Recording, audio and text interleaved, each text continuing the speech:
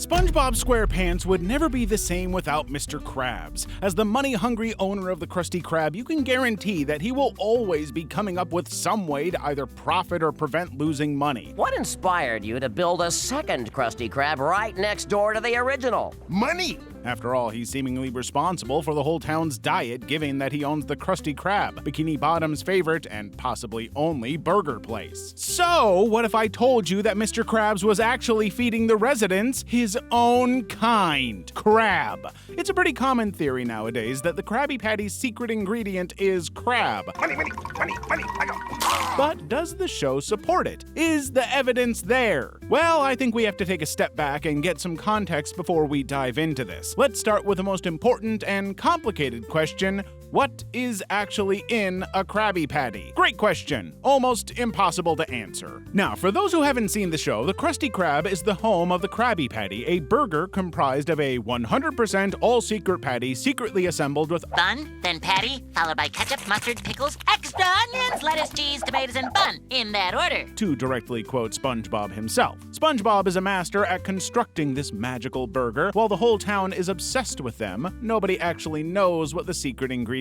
is except Mr. Krabs. But then it gets interesting, because the show itself really seems to lean heavily into the idea that the secret ingredient may well be some kind of meat. But let's look at an episode and see the evidence for ourselves. In the episode Midlife Crustacean, Mr. Krabs wakes up feeling so old that he can't even get out of his hammock bed. When he goes to eat breakfast, Pearl makes him feel even older by calling him her old man. Do you think I'm old?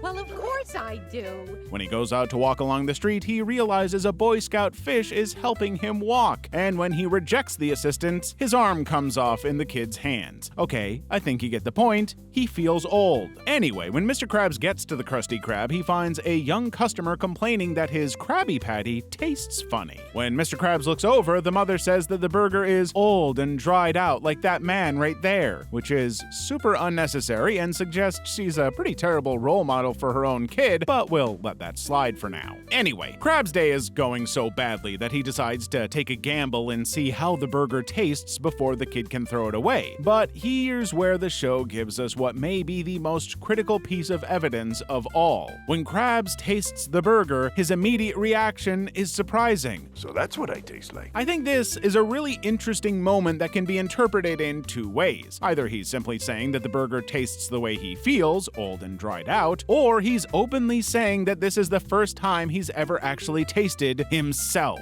That's a weird sentence. Now, in any ordinary context, I would be inclined to believe he's just saying the burger tastes the way he feels. But the more I think about it, the more I come to believe that he might actually have some weird crab farm full of future victims for his crab burger empire. I mean, think about it. Why does Mr. Krabs keep the ingredients such a secret? Now, we can easily just say that it's a business strategy. That's pretty reasonable. I mean, KFC does that in the real world, and none of us are going around suggesting that the Colonel is selling deep-fried enemies. But I think what's really unusual is the extent to which Krabs goes to protect it. The show makes it clear there's some kind of secret recipe, and we know Plankton is determined to get his tiny hands on it. But we never even get close to working out what it is. Yet, as we just saw, the show strongly hints that the secret to the Krabby Patty is crab meat. That implies that Mr. Krabs is actually profiting from the murder and consumption of his own species, which is a whole other level of messed up. And then there's the vault. In the episode Just One Bite, SpongeBob is shocked to discover that Squidward has never actually eaten a Krabby Patty despite calling them disgusting. SpongeBob annoys him until he eventually agrees to take just one tiny bite of the patty, but it doesn't work. He tells SpongeBob that it's the worst food he's ever eaten and buries the patty to make a point. But as soon as a disappointed SpongeBob walks away, Squidward digs it right back up and eats it right away. From that point on, Squidward becomes addicted to the patties and has to find increasingly creative ways to get them. I'm gonna come back to the Krabby Patty addiction later. Anyway, Squidward eventually tries to sneak into the Krabby Patty at night and, in a deleted scene from the episode, is immediately set on fire by Krabs' security traps.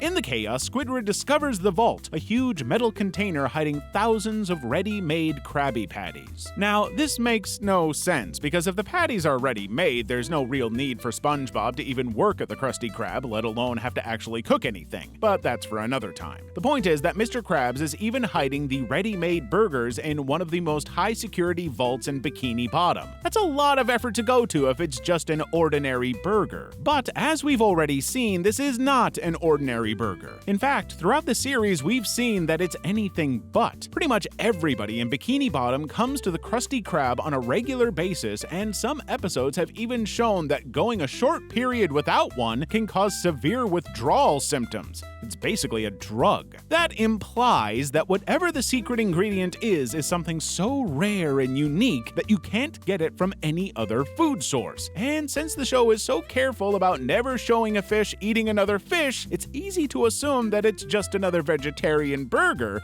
But again, why would Mr. Krabs go to such extreme lengths to protect just another vegetarian burger? I think it makes way more sense to think of it as Mr. Krabs trying to protect himself from the obvious blowback that would come if people were to figure out what was in the burger. It's pretty much just down to him and Plankton competing for the diners of Bikini Bottom, and Mr. Krabs would never sacrifice money for something as weak as morals or ethics or diet. I think that's also why he has such extreme booby traps in the restaurant to protect it.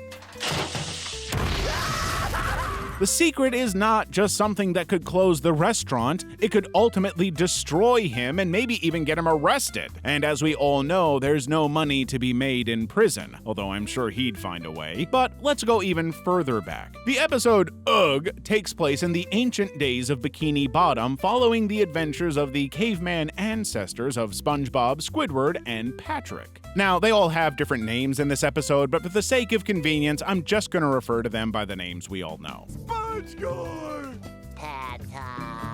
The episode opens with SpongeBob taking an insanely huge Gary for a walk, but Gary's slime trail is all over Squidward's lawn, which naturally outrages him. But when Squidward comes out to complain, he slips on the trail, collides with Patrick's rock, and wakes him up. As SpongeBob and Patrick play around and have a great time, SpongeBob finds something they can play with for the day: a hollow log. After a bunch of wacky adventures, the rain and thunder lead to lightning, which strikes the log and sets it on fire. But while they try to understand this magical new discovery, SpongeBob has an even better idea: starting to cook things on the fire. And one of those things happens to be a very prehistoric ancestor of Mr. Krabs himself, just as money-obsessed as ever. Money, I go.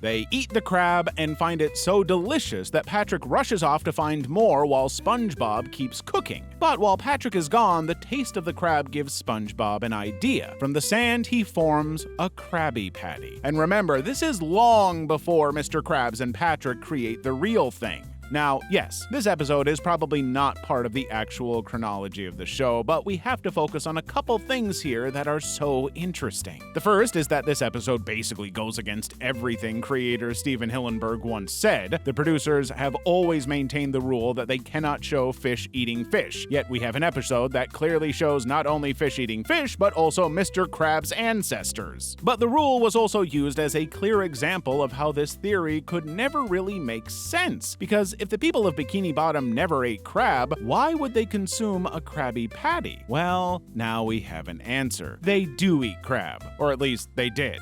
Honestly, it kind of changes everything. Not only does this episode clearly show that SpongeBob always had it in him to become a fry cook, but it also shows that, thanks to their ancestors, something inside the residents of Bikini Bottom enjoys eating crab. And given what we've already established about the addictive qualities of the meat and crab's determination to prevent anybody from knowing what is in it, it all starts to make sense, right? It paints a pattern of something very sinister going on and an elaborate cover-up to prevent it from coming out and destroying the business. For years, the producers of the show and the late creator himself have insisted that there is absolutely no meat or animal product in a Krabby Patty. Like zero. Nothing. Nada. They've been very, very clear on that. So, if there's no meat, the most common explanation would be that the patties are made of seaweed, kelp, or some similar type of sea vegetable, and that would make sense. I mean, every member of Bikini Bottom, except for Mermaid Man and Barnacle Boy, are fish, crustaceans, or some other kind of amphibian or sponge-based creature. As we know here in the real world, eating one another is just not something we do. Now, let me be very clear, I'm not saying that Mr. Krabs is a monster or anything. I mean, he's a businessman, so I guess he kind of is a monster.